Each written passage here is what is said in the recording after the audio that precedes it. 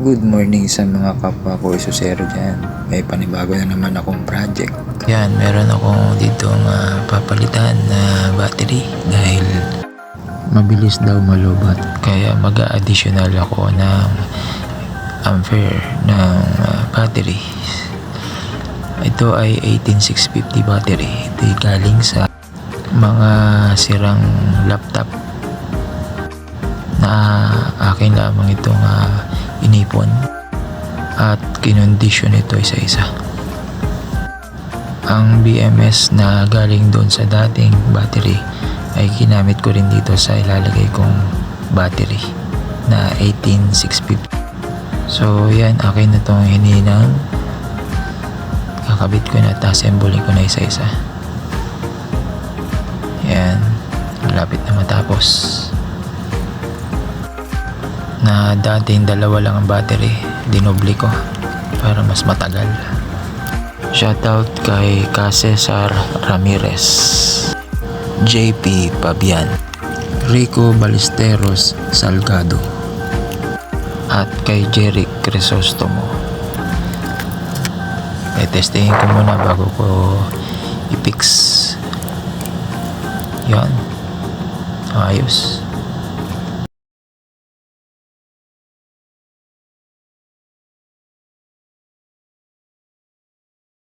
So, ayan, meron akong sinusubukan na gumawa ng free energy gamit ang clip pan motor.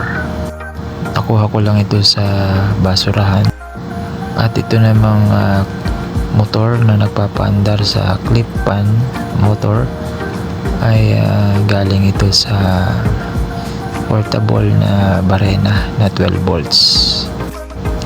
Ginamit ko rin yung gatilyo yung switch ng portable na barena.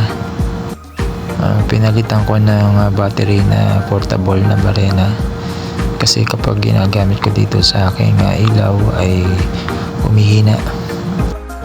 Mababa lang pati ang harvest ng aking solar kaya humihina. Tabayanan nyo na lamang ang ibang update dito sa aking videos na free energy.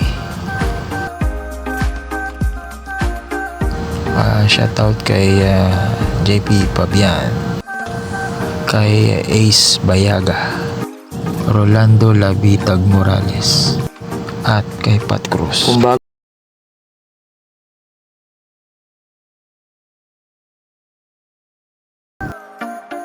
So yan, may dumating akong isang box na puno ng 32650 na batteries. Chinecheck ko kung okay. Ito, meron namang nakukuha na 3.2 volts. So pagkatapos kong i-check to,